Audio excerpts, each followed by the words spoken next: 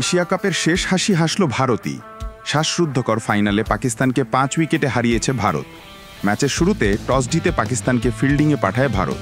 Group পর্ব ও super 4-এর ম্যাচের মতো এবারও টসের পর হাত মেলাননি দুই অধিনায়ক। চোটের কারণে দল থেকে বাদ পড়েছেন তারকা অলরাউন্ডার হার্দিক পান্ডিয়া। তবে পাকিস্তানের একাদশে কোনো পরিবর্তন আসেনি। ব্যাটিংয়ে নেমে পাকিস্তানের দুই ওপেনার সাইফ জাদা ফারহান ও ফখর জামান দুর্দান্ত সূচনা করেন। 84 রানের এক জুটি গড়েন তারা। এর মধ্যে নিজের হাফ সেঞ্চুরিও তুলে নেন ফারহান। টুর্নামেন্টে তার দুটি হাফ সেঞ্চুরি ভারতের বিপক্ষে। ফখর জামানও খেলেছেন 46 রানের এক ইনিংস। শুরুটা দারুণ হলেও শেষ পর্যন্ত তা ধরে রাখতে পারেনি পাকিস্তান। শেষ পর্যন্ত ইনিংসের 5 বল বাকি থাকতেই 146 রানে অল আউট হয় পাকিস্তান। ব্যাটিংয়ে নেমে শুরুতেই বড় ধাক্কা ভারতের। দ্বিতীয় ওভারে ফাহিম আশরাফের বলে ক্যাচ তুলে দেন অভিষেক। মাত্র 7 রানেই ভারতের 1 উইকেট। এরপর ব্যাটিংয়ে এসে অধিনায়ক সূর্যকুমার যাদবও সুবিধা করতে পারেননি।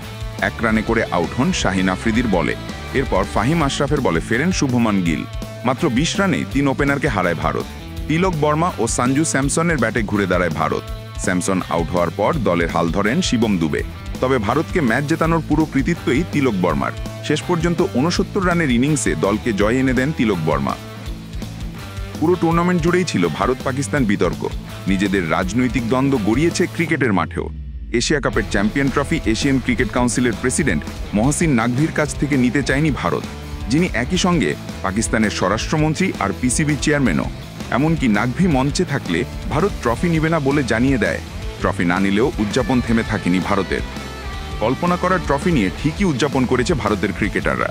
2 হাতে ট্রফি ধরে আছে এমন ভঙ্গিতে উদযাপন করে ভারতের সব ক্রিকেটাররা।